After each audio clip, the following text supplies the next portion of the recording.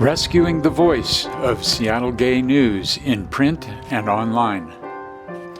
Viewed on newsprint, vintage headlines can shock us as if they were published today.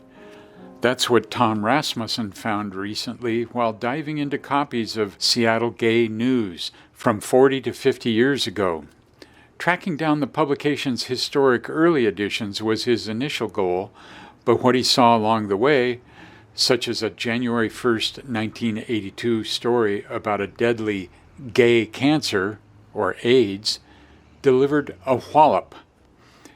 Every week there would be pages like this, says Rasmussen, a Seattle City Council member from 2004 to 2016. It was chilling because who's next? It was a plague. There was no awareness of what was causing it. There was no cure.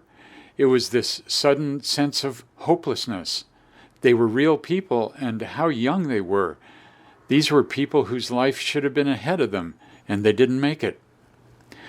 One of Seattle's earliest openly gay elected officials, Rasmussen 3 years ago began marshaling public and private institutions for the mammoth task of locating thousands of past editions of the paper and digitizing them, to coincide with the paper's 50th anniversary next March. This quest pairs with a second golden milestone, 5 decades since the Seattle City Council's vote on September 10, 1973, to add sexual orientation to protection from employment discrimination. Sponsoring that ordinance was Councilmember Jeanette Williams, a human rights advocate for whom Rasmussen worked as an aide decades before his own council stint.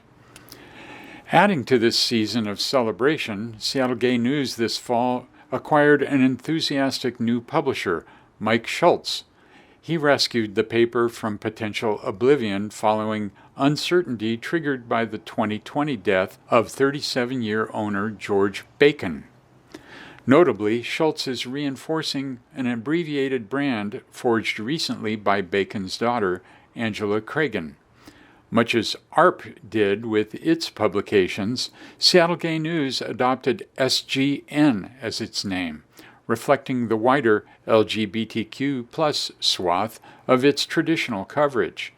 It also hints at Schultz's expansion of SGN's service area beyond Seattle to Spokane, Bellingham, and the Washington coast. We're pulling in more of our queer community that otherwise didn't necessarily have a voice, he says. Schultz plans a beefed-up, more timely online presence for SGN while retaining a regular print run. The continuing editions will augment physical SGN collections housed at a half-dozen repositories. This cheers Rasmussen, who cherishes the history of local LGBTQ+ progress and grew up on print. A physical newspaper is as close as you can get to being there, Rasmussen says. There's something about holding a newspaper that was created at that time that is so tangible. It just helps you understand. Our first then photo is among the earliest event photos printed in Seattle Gay News.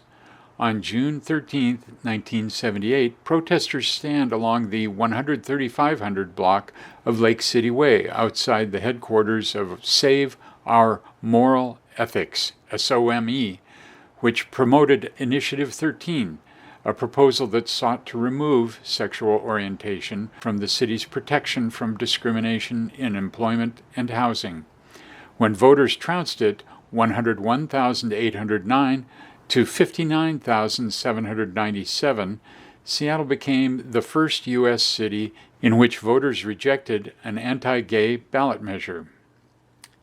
Our second then photo is page 1 of the first Gay Community Center newsletter published in March 1974. The mimeographed publication soon grew into Seattle Gay News. Today, standing at the site of the 1978 protest, new publisher Mike Schultz displays the June 23, 1978 edition of Seattle Gay News, while Maggie Bloodstone, 20-year ad manager, holds colorful Pride Guide sections of SGN from June 16, 2023. Schultz has been uploading hundreds of high-resolution color scans of past editions to an online archive at issuu.com/sgn.org. Also today, Tom Rasmussen reads the January 1st, 1982 Seattle Gay News.